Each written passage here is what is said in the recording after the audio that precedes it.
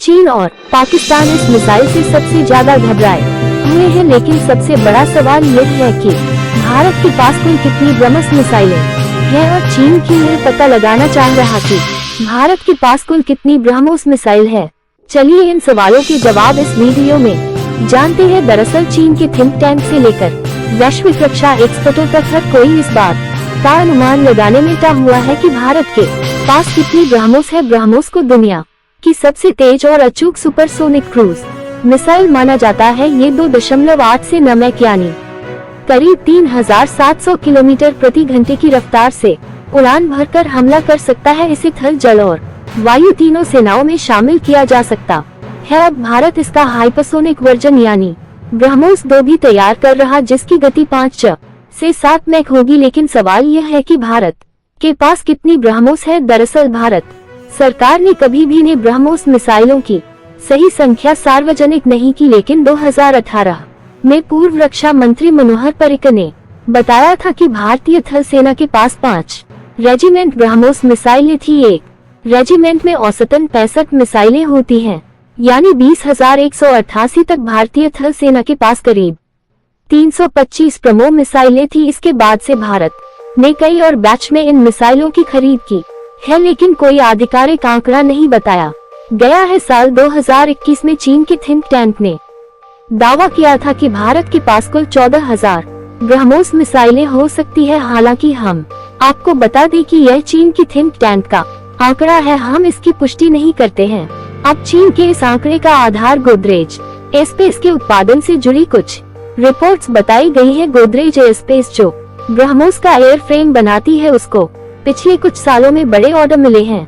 हालांकि 14,000 का आंकड़ा संभव नहीं लगता, लेकिन ये तय है कि भारत के पास ब्रह्मोस का बड़ा स्टॉक मौजूद है। ब्रह्मोस की खरीद से जुड़े कुछ आधिकारिक आंकड़ों की माने तो वायुसेना ने सबसे पहले 200 ब्रह्मोस मिसाइलें खरीदी, फिर उसके बाद 2023 में भारतीय नौसेना ने 200 और ब्रह्मोस मिसाइलें खरीद ली। इसके बाद थल सेना का स्टॉक सबसे ज्यादा माना जाता है, लेकिन इसकी सही संख्या अज्ञात है। ब्रह्मोस मिसाइल की तैनाती चीन और पाकिस्तान की सीमाओं पर की गई है। चीन ने ब्रह्मोस से निपटने के लिए अपने एयर डिफेंस सिस्टम को अपग्रेड करने की योजना बनाई है। बात पाकिस्तान की करें तो पाकिस्तान के पास ब्रह्मोस जैसी कोई मिसाइल ही नहीं है, जिससे वह हर वक्त टेंशन में रहता है। लेकिन सवाल ये है कि क्यों नहीं बताई जाती है सही संख्या। दरअसल भारत रक्षा रणनीति के तहत अपनी मिसाइलों की सही संख्या को गुप्त रखता है। ये सैन्य गोपनीयता का हिस्सा है, ताकि दुश्मन को सही जानकारी न मिल सके। अमेरिका, रूस और चीन भी अपनी मिसाइलों के स्टॉक की सही संख्या कभी साझा नहीं करता। खैर, चीन और विदेशी थिंक टैंकों का अनुमान है कि भारत के पास कम से कम 1,000 से 2,000 ब्रह्मोस मिसाइलों का स्टॉक हो सकता है। हालांकि असली संख्या अभी भी रहस्यमय बनी हुई है। एक बात तो तय है कि भारत की ब्रह्मोस स्ट्राइक कैपेबिलिटी इतनी मजबूत है कि कोई भी दुश्मन इससे बच नहीं सकता। आपके हिसाब से भारत के पास कुल कितनी ब्रह्मोस मिसाइलों का जखीरा हो सकता है?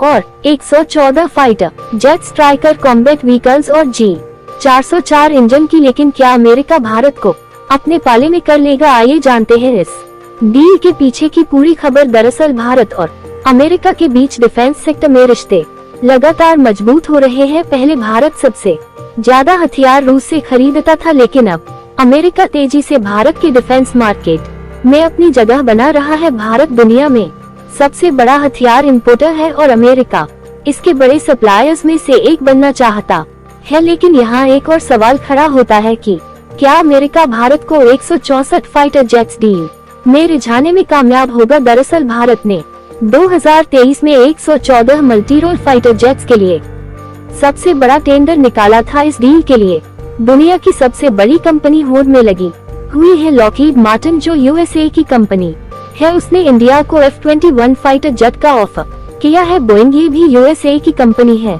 इसने इंडिया को F-18 सुपर हॉर्नेट का ऑफर किया है। दसोल ये फ्रांस की कंपनी है, जिसने रफाल का ऑफर किया है। SBE स्वीडन की कंपनी है, जिसने ग्रेप भी ऑफर किया है।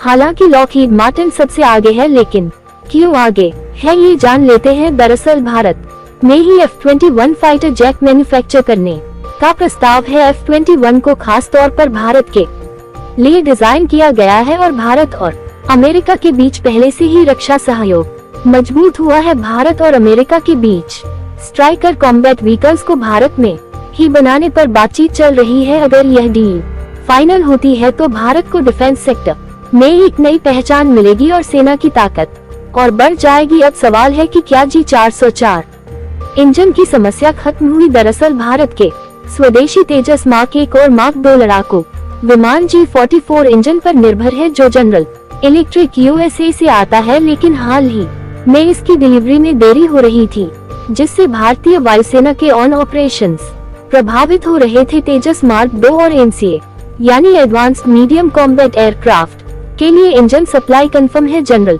इलेक्ट्रिक और HAL यानी है हिंदुस्तान एरोनॉटिक लिमिटेड के बीच बातचीत जारी है। अगर यह डील फाइनल हो जाती है तो भारत को अपने फाइटर जेट्स के लिए इंजन सप्लाई में कोई दिक्कत नहीं आएगी। लेकिन सवाल यह है कि भारत रूस से दूरी क्यों बना रहा है? दरअसल इसकी 2 वजहें हैं। पहली, यूक्रेन युद्ध के कारण रूस की डिफेंस इंडस्ट्री पर असर। दूसरी, रूस से डिलीवरी में देरी की समस्या। भारत अब हाईटेक हथियारों की तरफ बढ़ रहा है, जो अमेरिका और यूरोप से मिल सकते हैं। रूस के मुकाबले अमेरिका भारत को टेक्नोलॉजी ट्रांसफर और लोकल मैन्युफैक्चरिंग का ऑप्शन दे रहा है, जो भारत के लिए ज्यादा फायदेमंद हो सकता है।